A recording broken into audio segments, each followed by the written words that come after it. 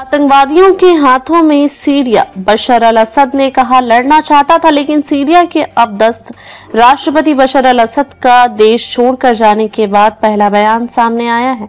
दरअसल समाचार agency AFI के अनुसार उन्होंने अपने बयान में कहा है कि वे कभी देश छोड़कर भागना नहीं चाहते थे।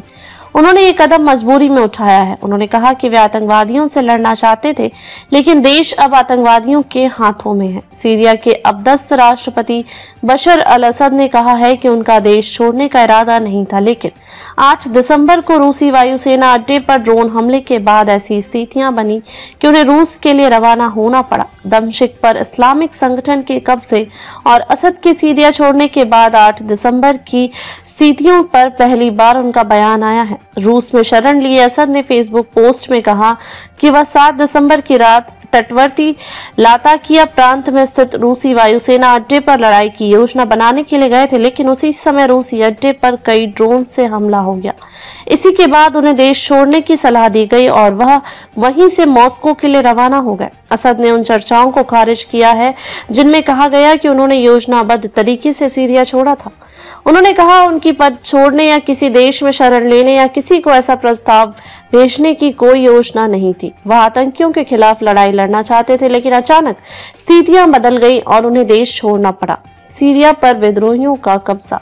उल्लेखनीय है कि विगत 8 दिसंबर को सीरिया के विद्रोही गुट हयात तहरीर अल शाम HTS ने 11 दिन की लड़ाई में देश पर कब्जा कर लिया था। वहीं विद्रोहियों ने 5 दशक पुरानी असद परिवार की सत्ता को काट फेंका।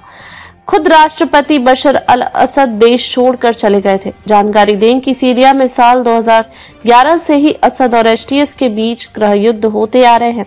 हालांकि असद रूस और ईरान की मदद से विद्रोहियों को खदेड़ने में सफल होते रहे हैं, लेकिन इस बार वह मात खा गए और विद्रोहियों ने दमिश्क पर कब्जा कर लिया। सीरियाई लोगों की मदद के लिए आगे आया ब्रिटेन। सीरिया में पिछले हफ्ते विद्रोहियों द्वारा राष्ट्रपति बशर अल असद को उखाड़ फेंकने के बाद कमजोर सीरियाई लोगों की मदद के लिए ब्रिटेन ने रविवार को 50 मिलियन पाउंड की आर्थिक सहायता पैकेज की घोषणा की है।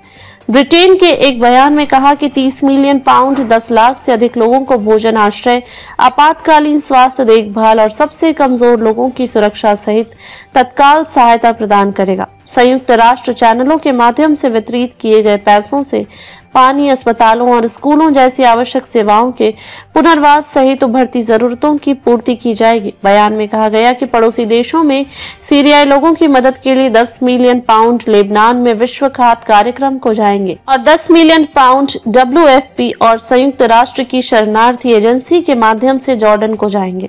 विदेश मंत्री डेविड लेमी ने कहा कि हम सीरियाई लोगों का समर्थन करने के लिए प्रतिबद्ध हैं, क्योंकि वे एक नया रास्ता अपना रहे हैं। सीरिया में फिर से खुले स्कूल। सीरिया में बशर अल असद की सत्ता जाने के 1 सप्ताह बाद व्यवस्था धीरे धीरे पटरी पर लौट रही है। नए शासकों द्वारा स्कूलों को फिर से खोलने का आदेश दिया जाने के बाद रविवार को सीरियाई छात्र कक्षाओं में लौट आए हैं।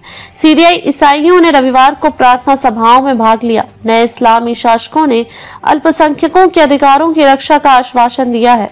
हयात तहरीर अल शाम HTS ने कहा कि अल्पसंख्यक समूहों की जीवन शैली खतरे में नहीं होगी। असद के शासन के पतन के बाद पहली रविवार को प्रार्थना के दौरान कुछ की आंखों में आंसू थे, जबकि कुछ ने प्रार्थना में हाथ जोड़ रखे थे। एक उपासक जिहाद रफौल ने कहा कि वे हमसे वादा कर रहे हैं कि सरकार जल्द ही बनेगी और भगवान की इच्छा से चीजें बेहतर हो जाएंगी, क्योंकि हमने अत्याचारी से छुटकारा पा लिया है। धन्यवाद।